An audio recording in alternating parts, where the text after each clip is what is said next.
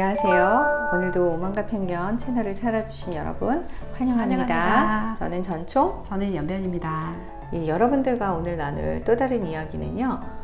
최근에 국회에서 막 뜨겁게 달궈지고 있는 비혼 출산 지원법에 관한 이야기예요.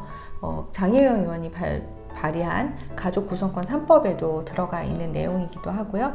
최근에 또 다른 민주당 의원님께서 이수진 의원님이 발의하셨더라고요. 예, 발의를 하신 걸로 저희가 소식을 접했어요.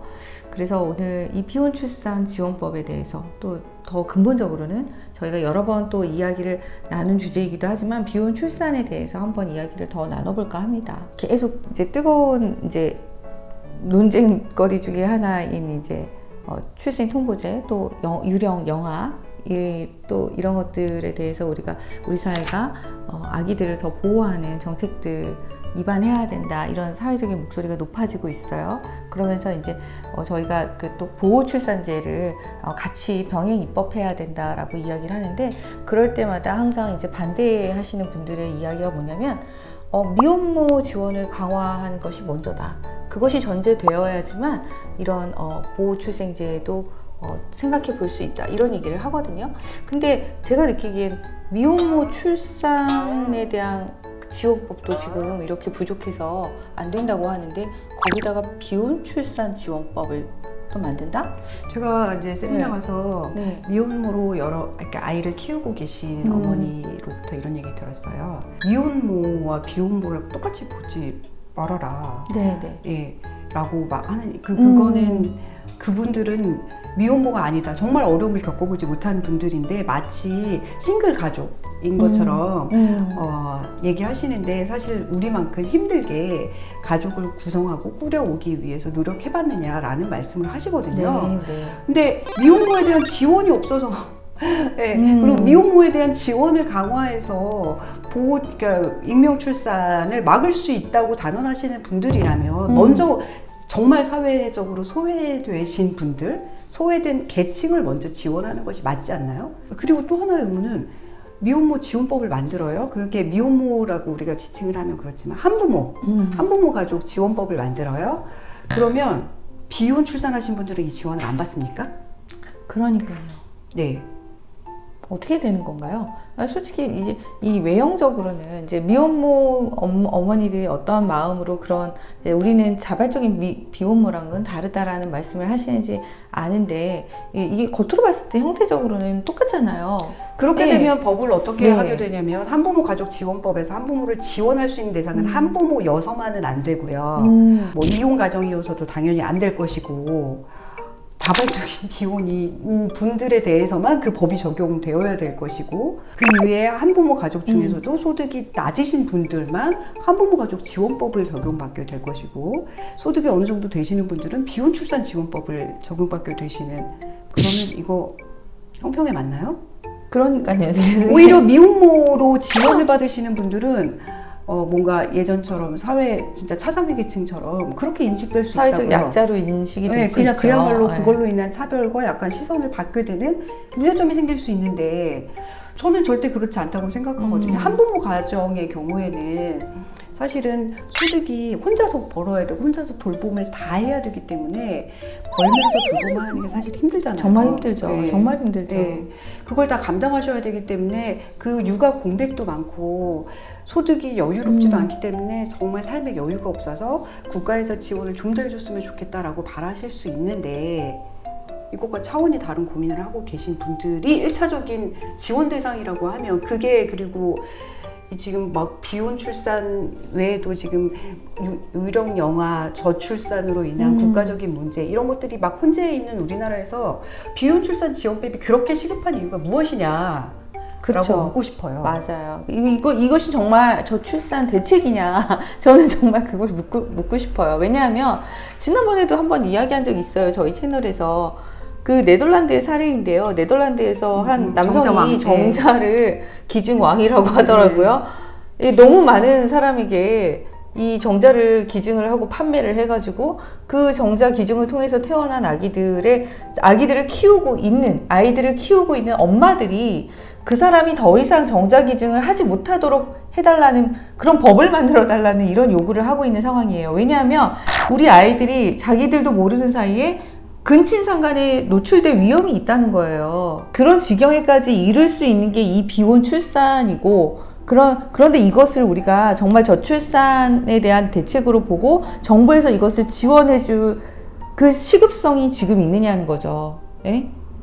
예, 지금 이제 총선이 얼마 남지 않았기 때문에 이런 법안 발의하고 이거에 대해서 목소리 내고 그래서 그것과 관련하신 분들에게 또 언론에 한 번 더 이름이 나가는 것이 필요하셔서 이것을 하시는 것이 아니라면 이제 우리 나라에서 필요한, 그리고 오히려 비혼 출산이 부각되면 부각될수록 소외되는 어려우신 미혼모들에게 이게 할 짓인가? 그러니까요. 저는 진짜 화가 나는 게요. 소위 우리나라에서 뭐 진보라고 하는 사람들이 이런 어떤 극단적인 법안들을 뭐 낼 수 있다고 생각해요. 왜냐면 그들을 지지하는 어떤 그 국민들 지지층, 그들의 뭐 아픈 것을 좀 시원하게 해주는, 가려운 것을 좀 시원하게 해주기 위해서 이런 말도 안 되는 법을 계속 낸다고 생각하지만, 진짜 보수를 대변하는 당까지 이런 법안을 논의를 하고 하는 것들이, 이것이 저출산 대책으로 논의되는 게 너무나 저는 말이 안 된다고 보거든요. 그러니까 아픈 국민들의 정서를 좀 생각하는 정치가 이루어졌으면 좋겠다. 제가 예전에 이제 낙태죄가 합법화 되느냐 마느냐 막 이런 논의가 있었을 때 사실은 결국 출산을 포기한 가정들의 이제 여성들로부터 이런 얘기 들었어요. 사실 낙태 얘기를 들을 때마다 아프다.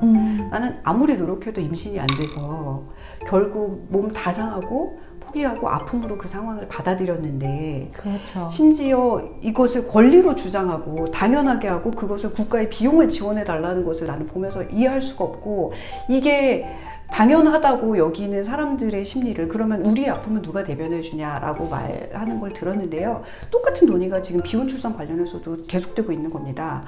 네, 국민의 대의기관이라면 더 아픈 사람들의 목소리를 먼저 들어야 되고, 그것을 고려해서 권리만을 주장하는 사람들에게 지금은 때가 아니라는 말도 강하게 할 수 있어야 되는 것이 아닌가라는 말씀을 좀 드리고 싶네요.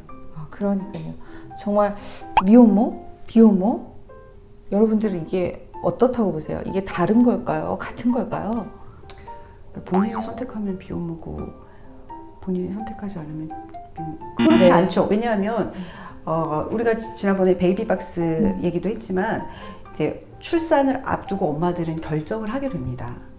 그러니까 본인이 아이를 키우기로 결정하는 엄마들도 있어요. 베이비박스 앞에 오셨다가도 아이를 데려다가 키우게 되는 엄마들도 있어요. 네. 심지어 아이의 생부는 헤어지고 나서도 혼자 키우기로 결정하시는 분들이 미혼모가 되어서 힘겹지만 아이와 행복한 가정을 꾸리기 위해서 노력하시는 분들이 많죠. 네. 그분들도 또한 어려운 길을 가기로 선택하신 분들입니다. 네. 오히려 더 어려움을 알면서도 엄마의 선택은 똑같아요. 그러니까요. 이런 미혼모들을 지원하는 것도 아직 부족해서 아예 보호출산제 도입하기 너무 어렵다, 이렇게 반대하시는 분들이 있는데요. 솔직히 비혼 출산이요, 이거 다 자발적 비혼 출산, 이거 아무나 할 수 있는 게 아니거든요. 돈이 많이 든다고요. 그런데 이거를 마치 누구나 할 수 있는 것처럼 선택할 수 있는 것처럼 얘기를 하고, 이것을 권리로 포장을 하고, 이 권리를 보장하기 위해서 국가가 지원을 해줘야 된다? 저는 진짜 제가 낸 세금으로 왜 이런 일을 지원을 해야 되는지 잘 이해가 안 됩니다. 네, 오늘 그런 방송도 들었는데, 이완용이 네. 국가의 세금으로 지어진 첫 공립학교에서 전폭적인 지원을 받아가지고 외국어 영재로 미국 영어를 배우고 이러면서 결국 내국노가 되었다. 이것에 대해서 얘기하던데요. 국가의 세금이 어떻게 쓰이는지 우리가 감시해야 되고요. 국가의 정책 방향에 따라서 국가를 망치는 길로 이끌어 갈 수도 있는 거예요. 네, 정말 이 비혼 출산 지원법은요, 그야말로 우리 이 가족제도에 굉장히 큰 어떤 면에서는 변화라고 하지만 충격을 주는 그런 법이 될 수 있고요. 이런 법을 자꾸 이렇게 쏘아 올려서 사회적인 이슈로 만들고 싶으신 분들이 있는데요. 우리 사회가 좀 더 결혼을 강화할 수 있도록, 그런 법들이 필요하고요. 이제 결혼을 강화하고 이 결혼 제도를 잘 유지하고 또 가정 생활을 잘 하도록 유지하는 이런 법을 만들어 주셔야 우리 사회가 건강한 사회로 지속될 수 있다라고 봅니다. 제가 이제 아이가 어리기 때문에 이제 교육에 관한 방송을 종종 보는데요. 암기로 교육을 시키면서 아이가 이제 특히 수학 공부나 이런 문제 유형을 많이 암기해서 교육을 하는 경우에 중학교까지는 어떻게 해결이 된다. 근데 그 이유는 해결이 안 된다. 그래서 본질을 교육해야 된다. 이런 방송을 보고 제가 상당히 동감을 했는데 지금 이 문제 똑같은 문제라고 생각해요. 지금 눈앞에 약간 출산율이 조금 올라가는 것 같아? 라든지 여성 몇 명이 나 그러면 그런 방식으로 출산해볼래 결혼 안 하더라도 라고 말한다고 해서 몇 명의 아기들이 더 나온다고 해서 출산율 제고가 되는 게 아닙니다. 출산율 제고라는 것은 아주 국가적인 미래를 바라보고 장기적인 관점에서 계획을 해서 해야 되는 것이지 지금 그렇죠. 눈앞에 국회의원 몇 명의 실적을 위해서 이런 방향이 결정되고 있는 것에 대한 심각한 우려를 저는 다시 한번 말씀드립니다. 네. 그리고 비혼 출산을 통해서 사생아가 늘어나면 어떤 위기를 맞이하게 되는지 이미 유럽에서 다 보고가 되고 있어요. 우리나라를 힘들게 하는, 우리 국민들을 힘들게 하는 이런 법 그만 만들어 주셨으면 좋겠습니다. 여러 차례 말씀드렸지만 지금 상태가 법안 발의를 막 하고 있고 이것을 어떻게든 밀어붙이려고 하는 움직임이 있는 것 같아서 우려의 마음을 가득 담아서 영상을 찍어봤습니다. 너무 반복되는 부분이 있더라도 양해해 주시고 여러분들의 공감을 통해서 이런 법들이 막아지기를 희망하는 마음으로 오늘 방송 여기서 마치겠습니다. 시청해주신 여러분 감사합니다. 감사합니다.